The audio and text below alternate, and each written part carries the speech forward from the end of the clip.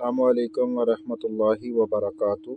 सल्लु अलल हबीब सल्लल्लाहु अला मुहम्मद सल्लल्लाहु अलैहि व आलिहि वसल्लम। अल्लाह अज़्ज़ा वजल आप सब पर अपना खास करम फरमाए और दोनों जहानों की भलाइयाँ अता फरमाए, हर दुख और तकलीफ़ से महफूज रखे। यूनान वीज़ा से रिलेटेड वीडियो लेकर आपकी खिदमत में हाज़िर हुए हैं और इंशाअल्लाह अज़्ज़ा वजल इससे आपको बहुत ज़्यादा फ़ायदा होगा।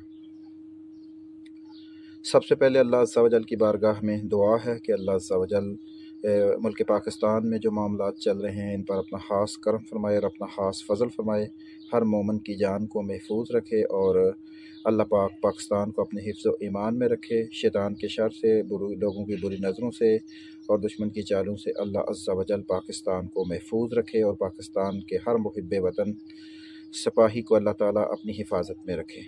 आप लोगों से भी इल्तिजा है कि ये वक्त इतना आसान नहीं है। कोशिश करें अपने वतन की खातिर जो है दुआ करें, अपने वतन की खातिर जो आपसे मुमकिन हो सकता है वो ज़रूर करें ताकि एक अच्छा शहरी होने का आप सबूत दें। बहुत से लोगों का ख्याल में ये आता है कि पाकिस्तान में क्या पड़ा है यार, ये बस हमें इस मुल्क में सिर्फ ज़लालत है, लेकिन आज़ादी एक बहुत बड़ी नेमत है।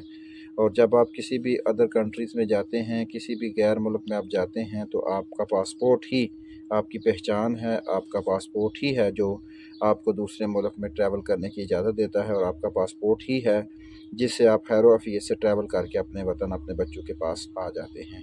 तो इसलिए हमेशा अपने वतन की खैर मांगें और अल्लाह पाक से दुआ करें कि अल्लाह पाक इसको अपने हिफ्ज़ व ईमान में रखे और दुश्मन और शैतान की चालों से महफूज रखें। अल्लाह ताला के खास फ़ज़ल और अल्लाह ताला के खास करम और अल्लाह ताला की खास अताअत से सोमवार का दिन जो गुज़रा उसमें अल्हम्दुलिल्लाह 5 वीज़े जो हैं वो बच्चों के लगे। बच्चों की मेहनत, उनकी स्ट्रगल, उनकी हिम्मत, उनका जज्बा, उनका जुनून और अल्लाह पाक का उन पर करम, ये सब जो भी काम होता है वो अल्लाह की रज़ामंदी से होता है, अल्लाह के फ़ज़ल और अल्लाह के करम से होता है। इसलिए कोशिश करें, जब भी मेहनत करें, जब भी स्ट्रगल करें, तो आपका सबसे पहले जो बड़ा यकीन है वो अल्लाह ताला पर हो। अपनी मेहनत पर यकीन ना करें। आपकी मेहनत एक वसीला है, हम एक वसीला हैं, ग्रीस से वर्क परमिट निकलना एक वसीला है। ये सारी चीज़ें वसीला हैं, लेकिन ख़ास अल्लाह का करम और अल्लाह का फ़ज़ल होगा तो आपका वीज़ा लगेगा। अल्लाह अज़्ज़ा वजल इन बच्चों पर भी अपना ख़ास करम फरमाए जिन्होंने मेहनत की, उन्होंने स्ट्रगल की और अल्लाह ने उनको कामयाबी दी।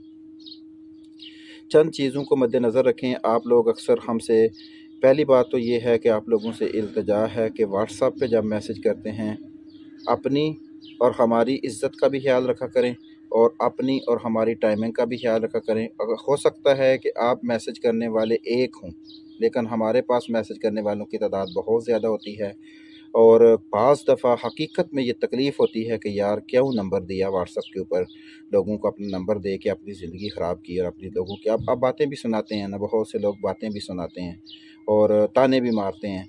तो अगर ज़्यादा लोग ताने मारेंगे, बातें सुनाएंगे तो फिर मजबूरन क्या करेंगे। हम भी इंसान हैं, हमारे साथ शैतान भी लगा हुआ है, ज़िंदगी के सारे मामलात भी हैं और अपनी मज़दूरी भी करनी है।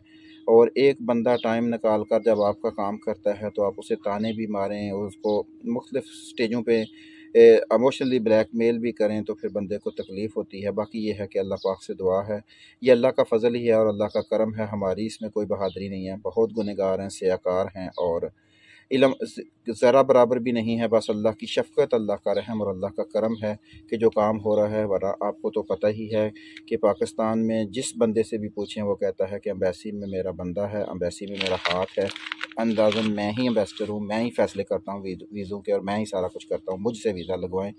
तो बस ये हर बंदे को अपने अपने मामलात होते हैं, जिस तरह उसका दिल करे उसको हैंडल करे। आप लोगों से जो इल्तिजा है वो ये है कि सबसे पहले तो आप अपने मामलात को सही तरीके से देखा करें। जिस बंदे से आपने वीज़ा लिया है, जब आप वीज़ा लें तो उस वक़्त तमाम मामलात को देखें कि आपके वीज़े में हर चीज़ प्रोवाइड होनी चाहिए। आपके वीज़े में मालिक की अगर ईमेल नहीं है, मालिक का नंबर नहीं है, मालिक का डाटा अच्छे तरीके से फ़ीड नहीं है, तो आपका वीज़ा कैसे लगेगा। आपके वीज़े के लिए सबसे इम्पॉर्टेंट चीज़ आप हैं और आपका मालिक है, जिनके दरमियान एग्रीमेंट हुआ है।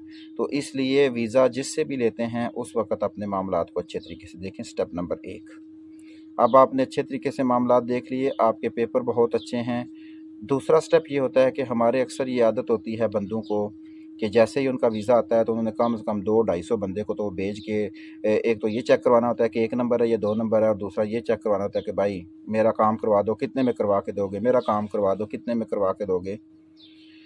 इससे बाज़ लोग इसका नाजायज़ फ़ायदा उठाते हैं और आपके वर्क परमिट में एडिटिंग वगैरह करके आगे किसी 100-200 को किसी को बेच दिया, और जब वो बंदा भी एम्बेसी गया, आप भी एम्बेसी गए, तो ज़ाहिर बात है एम्बेसी को आपका वर्क परमिट मशकूक हो गया। जब आपका वर्क परमिट मशकूक हो गया तो इसमें भी मसाइल का सामना करना पड़ सकता है।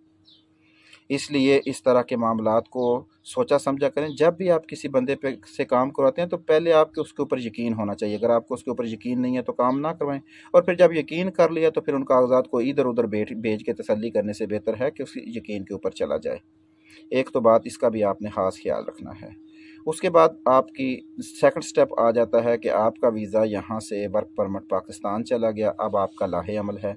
अब बाज़ लोग कहते हैं जिसने वीज़ा भेजा होता है उसकी भी मर्ज़ी होती है लगे, और जिसका गया होता है उसकी भी मर्ज़ी होती है लगे। तो बाज़ बंदे कहते हैं जी एम्बेसी की कॉल का इंतज़ार करें। बिल्कुल वो आपका राइट है, वो आप कर सकते हैं, लेकिन एम्बेसी कॉल करे या ना करे इसको कोई बंदा नहीं जानता। इससे अगला स्टेप हो गया कि आप अपॉइंटमेंट लें। अगर एम्बेसी से कॉल आ जाती है तो उस कॉल पे चले जाएं, वरना अपॉइंटमेंट पे चले जाएं। जब आपने वीज़ा ख़रीद लिया है, इतने पैसे दे लिए हैं, तो फिर आप 100-200 हज़ार के लिए आप क्यों मामलात को ख़राब करने की कोशिश करते हैं। 100-200 की बात कर रहा हूँ यूरो की, क्योंकि इस वक्त अपॉइंटमेंट्स के रेट और ये सारी चीज़ों का आपको पता ही है क्या चल रहा है पाकिस्तान में। उसके बाद होता है मेडिकल।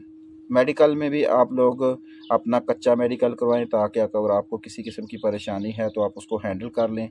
जब मेडिकल करवा लेते हैं तो बाद वाली परेशानी आपके वीज़े को रिजेक्ट करती है, उसमें फिर आप कुछ नहीं कर सकते। अब मेडिकली भी आप फिट हो गए, फिर आपके अपने पेपर्स हैं, बर्थ सर्टिफिकेट है, करैक्टर सर्टिफिकेट है, फैमिली सर्टिफिकेट है, उसको अच्छे तरीके से चेक करें, उसमें स्पेलिंग्स वगैरह को चेक करें, डेटों को चेक करें, फिर उनको फ़ॉरेन ऑफिस से टेस्टेड करवा के अपने पास रखें।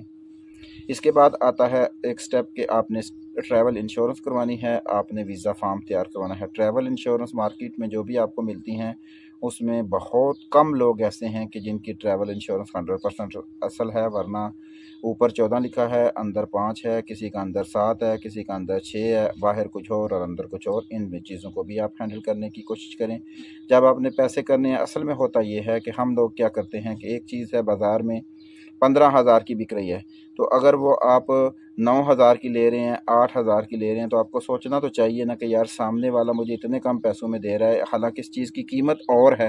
तो फिर आपका अकल काम करेगा कि हमें क्या करना चाहिए। ठीक है, वो आपकी अपनी मर्ज़ी है। उसके बाद होता है ट्रैवल इंश्योरेंस भी होगी, आपके पेपर भी तैयार हो गए, आपका FRC birth certificate, character certificate भी तैयार हो गया और अपॉइंटमेंट भी मिल गई। तो अब पीछे बचता है इंटरव्यू। आप लोगों में से बहुत से लोगों से हमारा भी रब्ता है और हमें भी पता चलता रहता है कि बस कोई पोस्ट सामने आती है जी आपके मालिक का नाम जी ये फ़लाँ फ़लाँ फ़लाँ फ़लाँ फ़लाँ फ़लाँ। इंटरव्यू जो है वो इतना आसान नहीं है जितना आप लोग समझते हैं। इंटरव्यू फ़र्स्ट ऑफ़ ऑल तो उर्दू ज़बान में होता है या पंजाबी में भी आप दे सकते हैं, लेकिन इतना आसान नहीं है जितना आप समझते हैं। हर इंटरव्यू होता है उसकी वर्क परमिट की कैटेगरी के ऊपर डिपेंड। अब आपका वर्क परमिट है ज़राइत का तो आपका इंटरव्यू ज़राइत से रिलेटेड होगा। अब आपका वर्क परमिट है फैक्ट्री का तो फैक्ट्री से रिलेटेड होगा। अब आपका वर्क परमिट है वेल्डिंग का, तो अब वेल्डिंग वाला बंदा अगर ज़राइत वाले सवाल याद करेगा तो फिर उसका रिजेक्ट ही होना है। तो ये मोस्ट इम्पॉर्टेंट चीज़ जो है इसमें वो है फ़र्स्ट ऑफ़ ऑल आपके डॉक्यूमेंटेशन एक नंबर होनी चाहिए, और उसके बाद आपका मालिक अच्छा होना चाहिए, और सेकंड इसके बाद है इंटरव्यू। अगर आपका इंटरव्यू ठीक नहीं है तो उसमें भी आपको मसाइल का सामना करना पड़ेगा। इसलिए कोशिश करें कि अपने इंटरव्यू को अच्छे तरीके से तैयार करें, और ये इसमें ये ना कहें कि बस जिसने वीज़ा भेजा उसने 2-4 मालिक का नाम याद करना इंटरव्यू नहीं है, और ना ही जगह का नाम याद करना इंटरव्यू है। इंटरव्यू है आपका मुकम्मल हुलिया, इंटरव्यू है आपकी चाल चलन, इंटरव्यू है आपकी ज़बान, आपकी आंखें इंटरव्यू देते वक्त कहाँ पे हैं, आपका रवैया क्या है। एम्बेसी आपकी फीलिंग को चेक करती है, आपके फेस वैल्यू को देखती है, आपके हर चीज़ के ऊपर गौर व फिक्र करती है, क्योंकि उन्होंने आपको एक यूरोपियन कंट्री में एंट्री देनी है और उसके लिए आपको तैयारी करनी चाहिए। इसके ऊपर मेहनत करें, स्ट्रगल करें और कोशिश करें, इंशाअल्लाह कामयाबी आपके कदम चूमेगी। हमारी भी अल्लाह पाक से दुआ है कि अल्लाह पाक आपको दुनिया और आखिरत में कामयाबी अता फरमाए, खुशियाँ अता फरमाए, हर दुख और तकलीफ़ से महफूज रखे। जिन बच्चों के वीज़े लगे उनको भी हमारी तरफ से मुबारक हो कि अल्लाह ने उनके ऊपर कर्म किया है, और आगे भी इंशाअल्लाह लगते रहेंगे। आप भी मेहनत करें, हम भी मेहनत करते हैं, मिलजुल कर एक दूसरे का साथ दें, और इंशाअल्लाह कामयाबी आपके कदम चूमेगी। जज़ाकल्लाह।